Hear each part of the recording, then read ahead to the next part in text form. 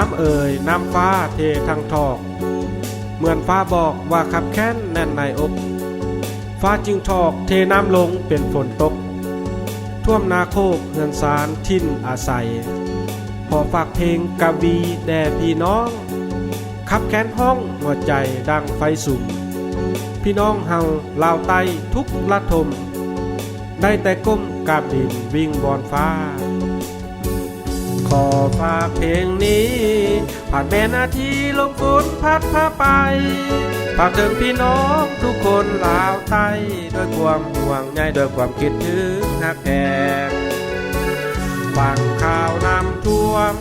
ให้นางหัวสวนสุดเจ็บซ้ำสวงใน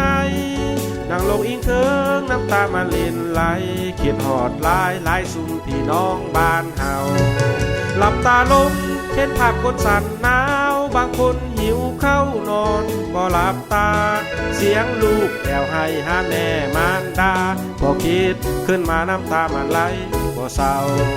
สู้เด้อพี่น้องลาวไต้เข้มแข็งเข้าไว้เดี๋ยวมันก็บรรเทาขอฝากเพลงนี้แทนน้ำใจพี่น้องลาวขอให้หมู่เจ้าทุกคนจงพ้นภัยน้ำท่วมแต่ลาวบ่แล้งน้ำใจพี่น้องลาวไต้เฮาสู้เด้อสู้เด้อเขาบ่ฮู้ว่าอยู่ใส่ตัดถมเขาบ่ฮู้พายุลมมาแต่ใส่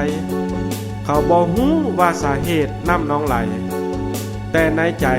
ลึกๆมีคำถาม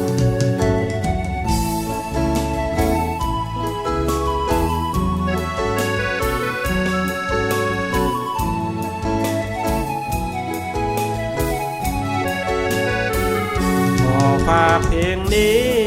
ผ่านแม่นาทีลมฝนพัดพาไปฝากถึงพี่น้องทุกคนลาวไต้ด้วยความห่วงใยด้วยความคิดถึงฮักแพงฟังข่าวน้ำท่วมให้นางหัวสวนสุดเจ็บซ้ำสวงในนางลงอิงเทิงน้ำตามันลินไหล